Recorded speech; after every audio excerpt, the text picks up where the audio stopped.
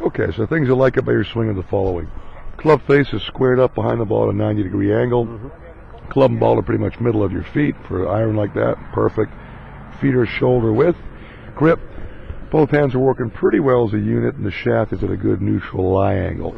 The only thing with the upper body is that right arm and hand of yours gets a little too tight. Yeah. So I should be able to see at least a portion of that left forearm, right? Squares you up, right? If your shoulders are square, you do that by softening that right hand pressure and tucking the arm in a little bit, as you did the last few swings. Other than that, just make sure you stay on the balls of your feet. Or a few swings where you got back on your heels a little bit, so you want to be stable, obviously, right? So we got balance and alignment. And those are things that we all forget about, take for granted, right? Knee flex over, a little more down, a little lower. You have a little bit more knee flex. Just make sure it doesn't turn into a squat, because then you'll sit back for sure. So spine angle's pretty good. Shaft angle's good as well. A little more knee flex helps you stay balanced. Yeah, and unless you're trying to hit cut shots or things like that. But you'd have to rely on too much hand-eye recovery in order to flush it right.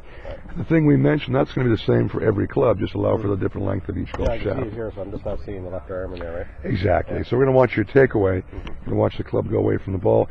And you notice how the club head's got to be with your hands are just hitched outside the ball line a little bit, right? Take a bit outside? Yeah, you got no choice because you got to loosen that right elbow, right? So there's that hitch move. And then it's all timing from there. You hitch it. Then the club gets lifted up with your arms and hands and then placed up over your back shoulder.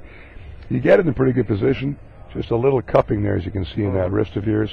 So from that position, lower body's pretty stable and quiet. It's how well do we transition down.